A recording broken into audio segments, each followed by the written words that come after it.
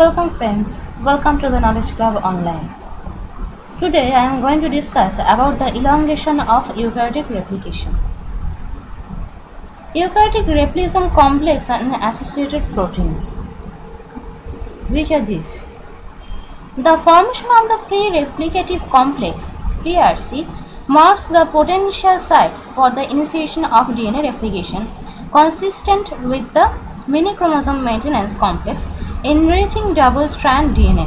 Formation of the pre-RC does not lead to the immediate unwinding of origin DNA or the recruitment of DNA polymerase. Instead, the pre-RC that is formed during the G1 of the cell cycle is only activated to unwind the DNA and initiate replication after the cells pass from the G1 to the S phase of the cell cycle. Once the initiation complex is formed and the cells pass into the S phase, the complex then becomes a replication. The eukaryotic replication complex is responsible for coordinating DNA replication. Replication on the leading and lagging strands is performed by DNA polymerase epsilon and DNA polymerase delta.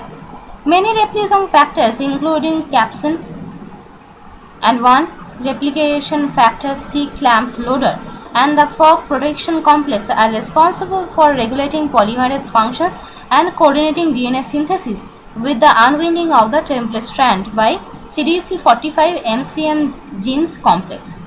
As the DNA is unwound, the twist number decreases.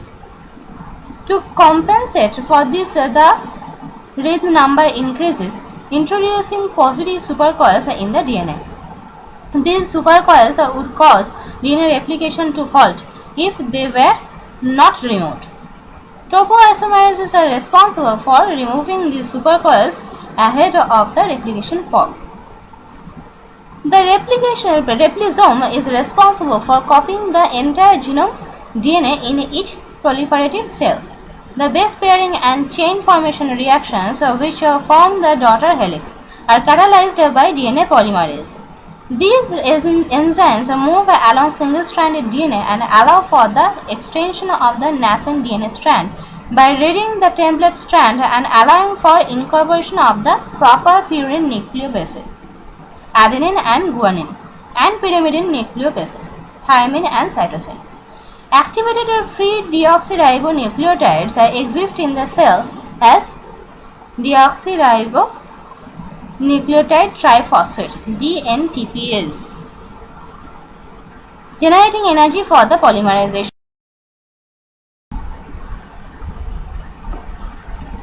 and exposing the 5' monophosphate, which is then covalently bonded to the 3' oxygen.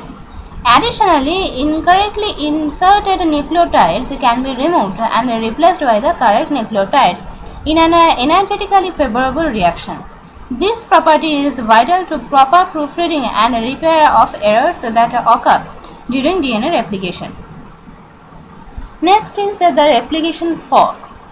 The replication fork is the junction between the newly separated template strands known as the leading and lagging strands and the double-stranded DNA. Since duplex DNA is antiparallel, DNA replication occurs in opposite direction between the two new strands at the replication fork. But all DNA polymerase synthesize DNA in the 5' to 3' direction with respect to the newly synthesized strand. Further coordination is required during DNA replication. Two replicative polymerases synthesize DNA in opposite orientations. Polymerase epsilon synthesizes DNA on the leading DNA strand continuously as it is pointing in the same direction as DNA unwinding by the replisome. In contrast, polymerase delta synthesizes DNA on the lagging strand, which is the opposite DNA template strand, in a fragmented or discontinuous manner. The discontinuous stretches of DNA replication products on the lagging strand are known as Okazawa fragments and are about 100 to 200 bases in length at eukaryotic replication forks. The lagging strand usually contains longer stretches of single-stranded DNA that is coated with single-stranded binding proteins, which help stabilize the single-stranded templates by preventing a secondary structure formation.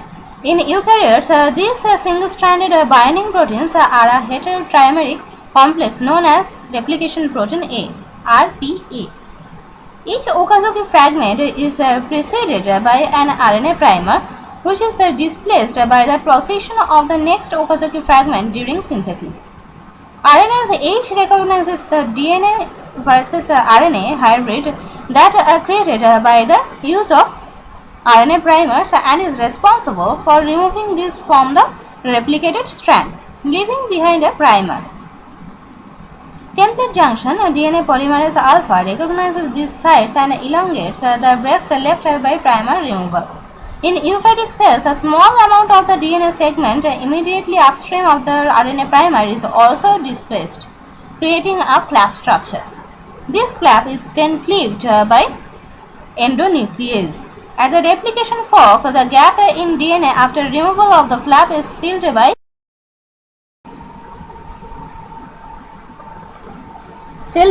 DNA ligase 1, which repairs the nicks that are left between 3' wedge and 5' phosphate of the newly synthesized strand. Owing to the relatively short nature of the eukaryotic Okazaki fragment, DNA replication synthesis occurring discontinuously on the lagging strand is less efficient and more time consuming than leading strand synthesis. DNA synthesis is complete once all RNA primers are removed and nicks are repaired. Next is leading strand. During DNA replication, the replication will unwind the parallel duplex DNA into the two single-stranded DNA template replication fork in a 5' to 3' direction. The leading strand is a template strand that is being replicated in the same direction as the movement of the replication fork. This allows the newly synthesized strand complementary to the original strand to be synthesized 5' to 3' in the same direction as the movement of the replication fork. Once RNA primer has been added by a primase to the 3' end of the leading strand, DNA synthesis will continue in a 3' to 5' direction with respect to the leading strand, uninterrupted. DNA polymerase epsilon will continuously add nucleotides to the template strand, therefore making leading strand synthesis require only one primer and has uninterrupted DNA polymerase activity. Next one is the lagging strand.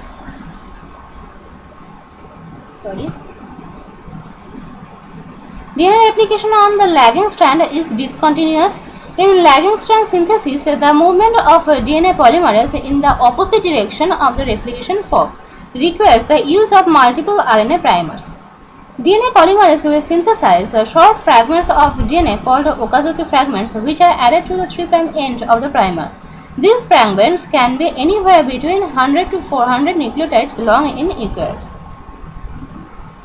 At the end of Okazaki fragment synthesis, DNA polymerase delta runs into the previous Okazaki fragment and displaces its 5' end containing the RNA primer and a small segment of DNA. This generates an RNA-DNA single-strand flap which must be clipped, and the nick between the two Okazaki fragments must be sealed by DNA ligase 1. This process is known as Okazaki fragment maturation and can be handled in two ways. One mechanism processes short flaps while the other deals with long flaps. DNA polymerase delta is able to displace up to 2 to 3 nucleotides of DNA or RNA ahead of its polymerization, generating a short flaps while the other deals with long flaps. DNA polymerase delta is able to displace up to 2 to 3 nucleotides of DNA or RNA ahead of its polymerization, generating a short flap substrate for FEN1, which can remove nucleotides from the flap, one nucleotide at a time. By repeating cycles of this process, DNA polymerase delta and FEN1 can coordinate the removal of RNA primers and leave a DNA nick at the lagging strand. It has been proposed that this iterative process is preferable to the cell because it is tightly regulated and does not generate large flaps that need to be excised.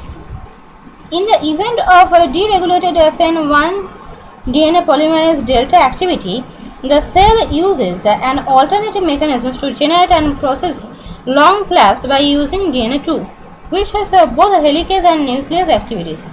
The nuclease activity of DNA2 is required for removing these long flaps, leaving a shorter flap to be processed by FEN1. Electron microscopy studies indicate that nucleosome loading on the lagging strand occurs very close to the site of synthesis.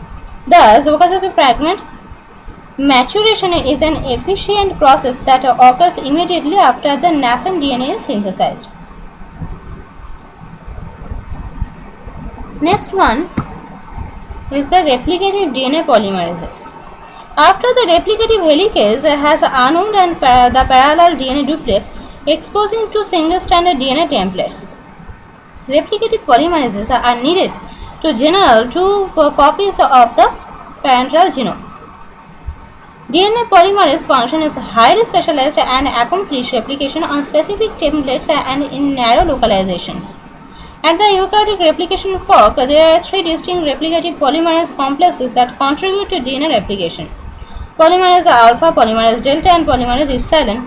These three polymerases are essential for viability of the cell. Because DNA polymerase require a primer on which to begin a DNA synthesis, primerase alpha, Pol alpha acts as a replicative primase. Pol alpha is associated with an RNA primase and this complex accomplishes the priming task by synthesizing a primer that contains a short 10 nucleotide stretch of RNA followed by 10 to 20 DNA bases. Importantly, this priming action occurs at replication initiation at origins to begin leading strand synthesis and also at the 5' end of each Okazaki fragment on the lagging strand. However, Pol alpha is not able to continue DNA replication and must be replaced with another polymerase to continue DNA synthesis. Polymerase switching requires clamp loaders, and it has been proven that a normal DNA replication requires the coordinated actions of all three DNA polymerases. Pol alpha for priming synthesis, Pol epsilon for leading strand replication, and the Pol delta, which is constantly loaded, for generating Okazaki fragments during lagging strand synthesis. Polymerase alpha or Pol A is required forms a complex with a small catalytic subunit pre-S and a large non-catalytic pre-L subunit. First synthesis of an RNA primer allows DNA synthesis by DNA polymerase alpha occurs once at the origin of the leading strand and at the start of each Okazaki fragment on the lagging strand. Pre-subunit acts as a primase synthesizing an RNA primer. DNA Pol A alpha elongates the newly formed primer with the DNA polymer nucleotides. After around 20 nucleotides, elongation is taken over the Pol epsilon on the leading strand and Pol delta on the lagging strand.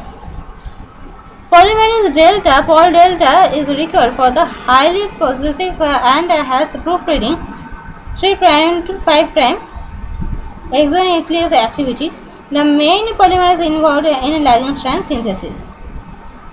Polymerase epsilon, Pol epsilon, is required highly possessive and has proofreading 3' to 5' direction.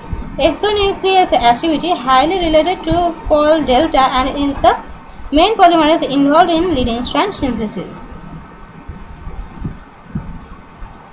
Next one is CDC45 MCM genes helicase complex. It was present at the initiation complex also. The DNA helicase and polymerase must remain in close contact at the replication fork. If unwinding occurs too far in evidence of synthesis, large tracts of single-stranded DNA are exposed. This can activate DNA damage signaling or induce DNA repair processes. To these problems, the eukaryotic replication contains specialized proteins that are designed to regulate the helicase activity ahead of the replication fork. These proteins also provide docking sites for physical interactions between helicases and polymerases. However, ensuring the duplex unwinding Unwinding is coupled with DNA synthesis. For DNA polymerase to function, the double-stranded DNA helix has to be unwound to expose to single-stranded DNA templates for replication. DNA helicases are responsible for unwinding the double-stranded DNA during chromosome replication. Helicases in eukaryotic cells are remarkably complex. The catalytic core of the helicase is composed of 6 minichromosome maintenance MCM227 proteins forming a hexameric ring. Away from DNA, the MCM227 proteins form a single heterohexamer and are loaded in an inactive form at origin of DNA replication as a head-to-head double hexamers around double-stranded DNA. The MCM proteins are recruited to replication origins, then redistributed throughout the genomic DNA during S phase, indicative of their localization to the replication fork. Loading of MCM proteins can only occur during the G1 of the cell cycle, and the loading complex is then activating during S phase by recruitment of the CDC45 protein and the genes complex to form the active CDC45 MCM genes CMG helicase at a DNA replication fork. MCM activity is required throughout the S phase of the DNA replication. The variety of regulatory factors assemble around the CMG helicase to produce the replication progression complex which associated with DNA polymerase to form the eukaryotic replication, the structure of which is still quite poorly defined in comparison with its bacterial counterpart. The isolated CMG helicase and replication progression complex contains a single MCM protein ring complex, suggesting that the loaded double hexamer of the MCM proteins at origins might be broken into two single hexameric rings as a part of the initiation process, with each MCM protein complex ring forming the core of a CMG helicase at the two replication forks established from each origin. The full CMG complex is required for DNA unwinding, and the complex of CDC45 MCM genes is the functional DNA helicase in eukaryotic cells. Next one is CTF4 and 1 protein. The CMG complex interacts with the replisome through the interaction with CTF4 and protein 1. CTF4 and 1 protein interact with both the CMG complex and DNA polymerase alpha. CTF4 is the polymerase alpha accessory factor which is required for the recruitment of polymerase alpha to replication origin. Next one is the MRC1 and claspin proteins. MRC1 and claspin proteins are coupled leading strand synthesis with the CMG complex helicase activity. MRC1 interacts with the polymerase epsilon as well as the MCM proteins. The importance of this direct link between the helicase and the leading strand polymerase is underscored by results in cultured human cells where MRC1 or capsin is required for efficient replication fork progression. These results suggest that efficient DNA replication also required the coupling of helicases and leading strand synthesis.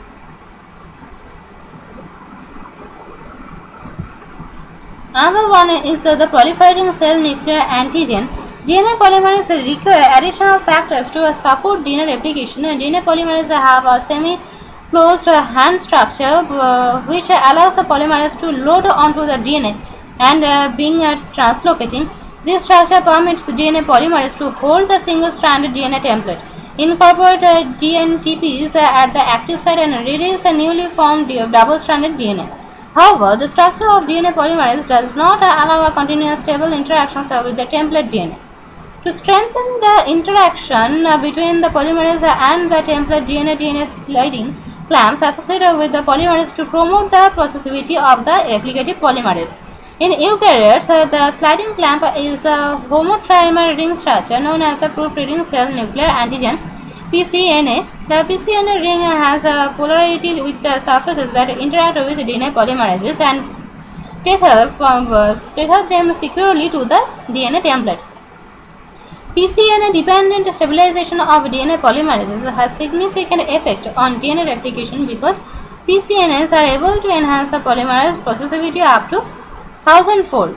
PCNA is an essential cofactor and has the distinction of being one of the most common interaction platform in the replication to accommodate multiple processes at the replication fork.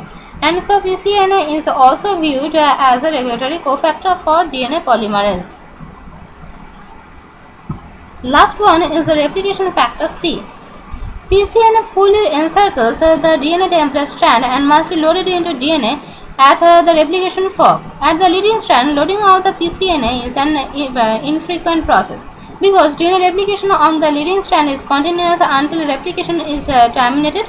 However, at the lagging strand, DNA polymerase delta needs to be continually loaded at the start of each Eukaryotic fragment. This constant initiation of Eukaryotic fragment synthesis requires repeated PCNA loading for efficient DNA replication. PCNA loading is accomplished by the replication factor C RFC complex. The RFC complex is composed of the ATPase RFC1, RFC2, RFC3, RFC4 and RFC5. RFC recognizes primer template junctions and loading PCNA at the site. The PCNA homotrimer is opened by RFC by ATP hydrolysis and is then loaded onto DNA in the proper orientation to facilitate its association with the polymerase. Camp loaders can also upload PCNA from DNA, a mechanism needed when replication must be terminated. This lecture may be helpful to you. Thank you.